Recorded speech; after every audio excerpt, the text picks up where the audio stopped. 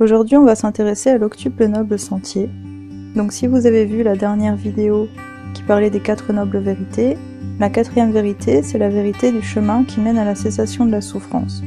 Si vous n'avez pas vu la vidéo, je vous invite à la regarder, elle est dans la barre d'infos juste en dessous. Donc la vérité du chemin qui mène à la cessation de la souffrance, c'est justement l'octuple noble sentier, qu'on appelle aussi le dharma. C'est donc le chemin qui permet d'aller jusqu'à l'éveil. Selon Bouddha, comme on a vu dans les 4 nobles vérités, l'ignorance est ce qui nous maintient dans le samsara, donc dans la souffrance. Et pour s'éveiller, il faut un équilibre entre la sagesse et la compassion. Il faut développer en même temps les deux aspects. Et la méditation permet de travailler à la fois sur la sagesse et sur la compassion. Puisque si on a la connaissance de toutes les causes et de tous les phénomènes sans avoir de vue fausse, donc sans penser de manière erronée, on va être obligé à la fois de ressentir de la compassion de manière quasiment naturelle pour les autres, puisqu'on comprendra pourquoi ils agissent de telle ou telle façon, et en même temps on agira sagement, donc en accord avec le dharma, puisqu'on aura la compréhension justement de la réalité. Alors avant de commencer à expliquer l'octuple noble sentier, il faut savoir qu'il y a 3 sortes de karma. Le karma, c'est ce qui nous maintient dans le samsara. Tant qu'on n'a pas épuisé le karma, on reste dans le samsara et donc on reste dans la souffrance et on renaît indéfiniment. Pour purifier le karma, il faut éviter d'en créer et il faut aussi changer toutes les habitudes qu'on a prises. Et c'est des habitudes qui peuvent être de 3 sortes, puisqu'il y a 3 sortes de karma. Il y a le karma du corps, le karma de la parole et le karma de l'esprit. Le karma de l'esprit est celui qui conditionne les 2 autres, donc c'est le plus important, puisque avant de dire ou de faire quelque chose, on va forcément le penser. Donc, le karma de l'esprit, c'est vraiment le plus important à travailler, puisque si notre karma de l'esprit est complètement purifié, ça va en même temps purifier notre karma de la parole et notre karma du corps. Dans chaque partie de l'octuple noble sentier, je mettrai entre parenthèses sur quel karma ça agit. Alors, il faut savoir que l'octuple noble sentier se divise en 3 domaines. Il y a le domaine de la sagesse, le domaine de l'éthique et le domaine de la concentration, aussi appelé le domaine de la méditation. Dans le domaine de la sagesse, on retrouve la compréhension juste et la pensée juste.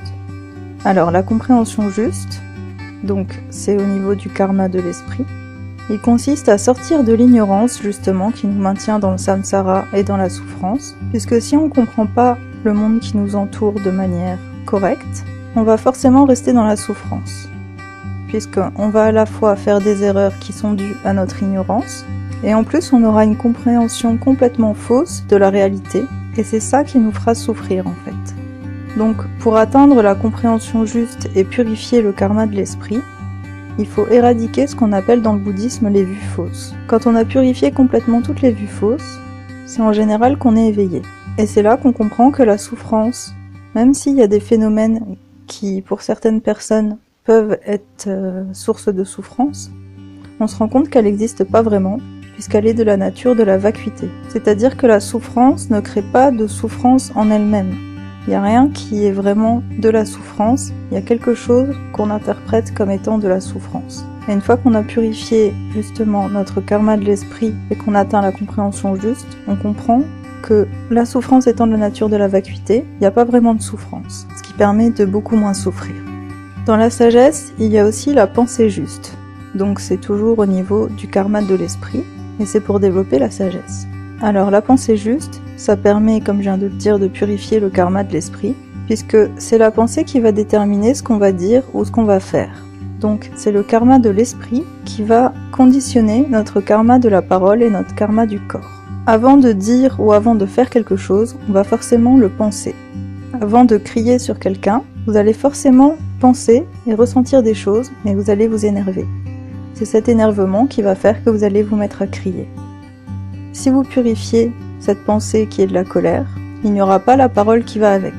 Donc on agit vraiment à l'origine des paroles et à l'origine des actes, c'est-à-dire au niveau des pensées. Donc il faut faire très attention aux conditionnements mentaux.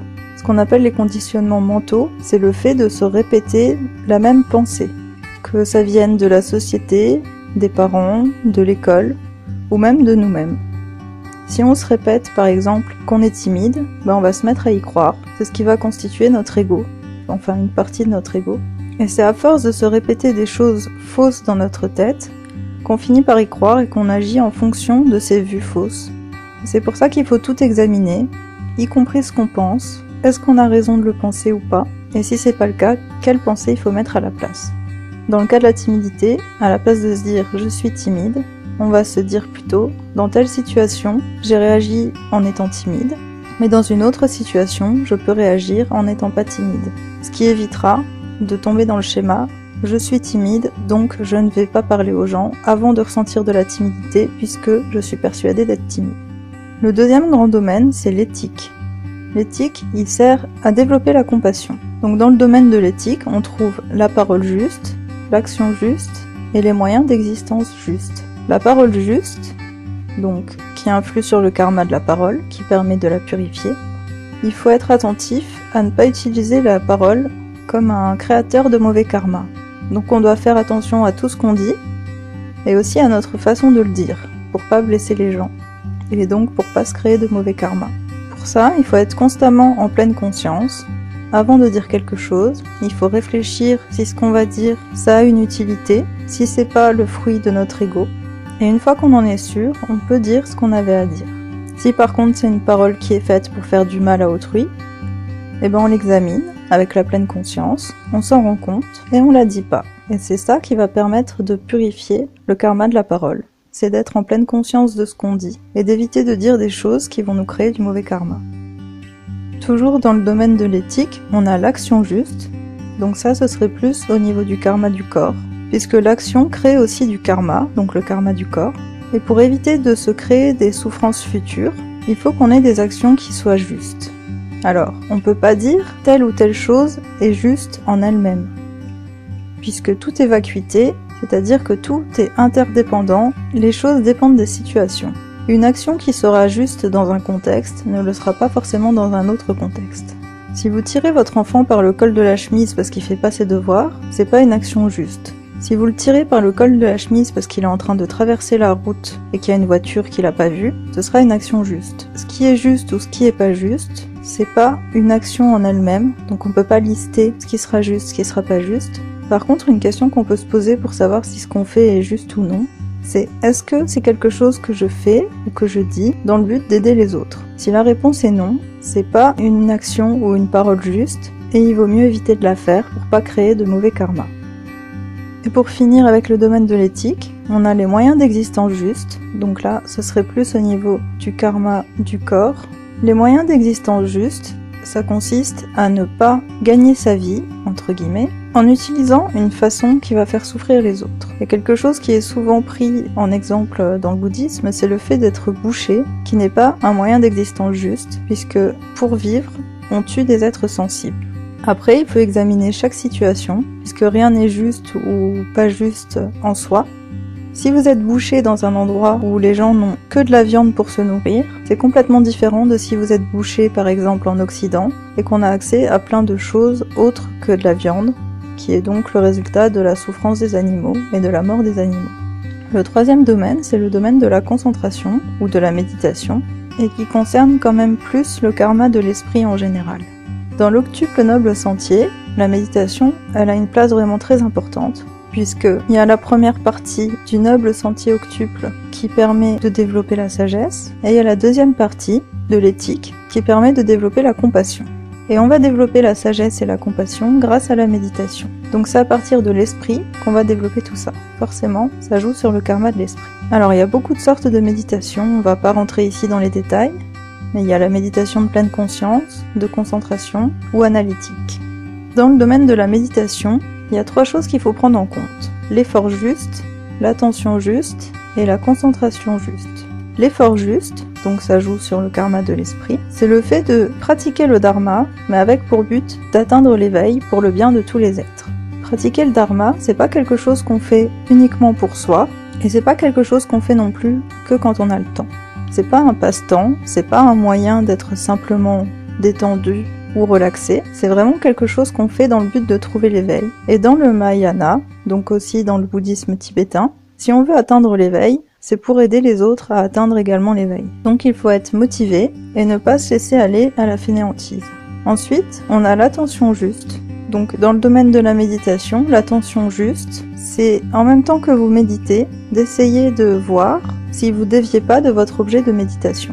Par exemple, si vous êtes en train de méditer sur la compassion et que vous êtes en fait en train de penser à ce que vous allez manger ce soir, c'est votre attention qui va vous permettre de vous rendre compte que vous avez dévié de votre objet de méditation, donc la compassion, et vous allez vous servir de cette attention pour revenir à votre objet initial. Mais l'attention juste, on peut également s'en servir pour agir sur le karma de la parole et le karma du corps. C'est ce qui est utilisé dans la méditation de pleine conscience, c'est d'être constamment attentif à ce que vous dites, à ce que vous faites et à ce que vous pensez. Donc c'est aussi quelque chose qui se travaille. On peut pas être tout le temps en pleine conscience du jour au lendemain. Il faut essayer de l'être de plus en plus. Et je le répète, c'est au niveau de vos pensées, de vos paroles et de vos actes. Si on suit le noble sentier octuple et qu'on n'est jamais attentif à ce qu'on fait, ça ne pourra jamais marcher. C'est comme tout, pour faire des changements, il faut des efforts. Et l'attention, justement, c'est quelque chose qui va nous permettre de réussir à faire ces efforts et de nous reprendre quand on voit qu'on rentre dans des anciens schémas, dans des anciennes habitudes.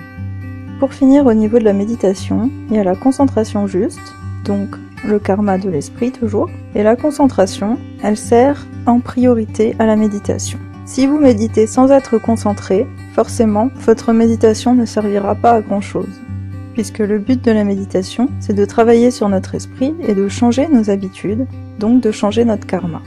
Donc l'octuple noble sentier, c'est le remède à nos souffrances, et ce qui permet de purifier notre karma en nous déconditionnant de tout ce qu'on a appris, et qui était en fait des vues fausses. Il ne faut pas oublier que la pleine conscience, elle est indispensable pour pratiquer le noble sentier octuple, même si on n'arrive pas à être toujours attentif à ce qu'on fait, à ce qu'on dit ou à ce qu'on pense, il faut essayer d'être attentif un maximum, et surtout de l'être de plus en plus. Le noble sentier octuple, c'est ce qu'on appelle le dharma, et Bouddha nous a dit de voir comme un dharma tout ce qui peut nous permettre de travailler sur nous, que ce soit des autres religions, que ce soit ce qu'on pense être des ennemis, ou encore des événements qui nous font souffrir. Il faut qu'on essaye de nous servir de tout ce qui nous arrive dans la vie pour progresser justement jusqu'à l'éveil grâce au noble sentier octuple. Le noble sentier octuple, c'est pas quelque chose qu'on va pratiquer uniquement quand on médite 1 fois par jour ou 3 fois par jour, peu importe. C'est quelque chose à appliquer dans la vie de tous les jours, à chacun de nos actes, à chacune de nos paroles et à chacune de nos pensées. Bien sûr, on va pas y arriver tout de suite, ça pourra prendre beaucoup de temps, ça pourra prendre même plusieurs vies, mais ce qui compte, c'est de progresser. Et plus on progresse, plus on purifie du karma et moins on souffre. Pour conclure, Bouddha nous a dit « Doutez de tout, surtout de ce que je vais vous dire ». Donc, il est indispensable de méditer sur l'octuple noble sentier pour voir si ce qu'il nous a enseigné nous correspond. Et si on en venait à décider que oui, il faut réfléchir à quoi faire mieux pour être plus en adéquation avec le dharma justement.